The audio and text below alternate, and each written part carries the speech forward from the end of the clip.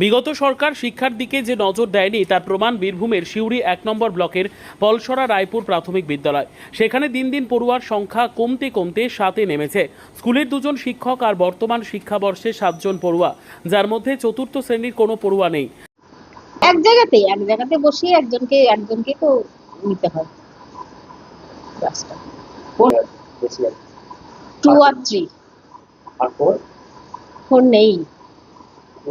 2 কত আর 2 এ 3 জন, 3 তে 3 জন, 6 জন আর 1 একজন।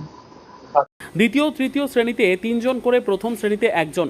ছোট্ট গ্রাম হলেও সচেতনতার অভাবে স্কুলে পড়ুয়ার সংখ্যা কমছে বলেই দাবি। বাচ্চা সবাই স্কুলে ভর্তি করে দিন, যে সব পানুরিতে ভর্তি হয়েছে। আর ছেলেগুলো খুব যেতে চাই না। এখন কজন হয়েছে? 6 জন। কে জানে কজন গেছে। কখনো ক্লাসরুমে 3টি ক্লাসের পড়ুয়াদের নিয়ে একসাথে পঠন পাঠন হচ্ছে, কখনো বা অফিস ঘরেই চলছে পঠন পাঠন। এটা তো আমি বলতে পারবো না, কিন্তু আমি যখন থেকে বড় হয়েছি তখন থেকে দেখছি ওটা। তখন কি ছাত্র সংখ্যা বেশি ছিল? হ্যাঁ, তখন আমরা স্কুলে পড়েছি। হ্যাঁ, তখন বেশি ছিল। এখন কি অবস্থা?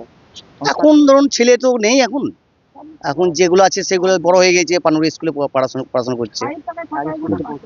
আর এই স্কুলটাতে যেগুলো আছে সেগুলো যাচ্ছে।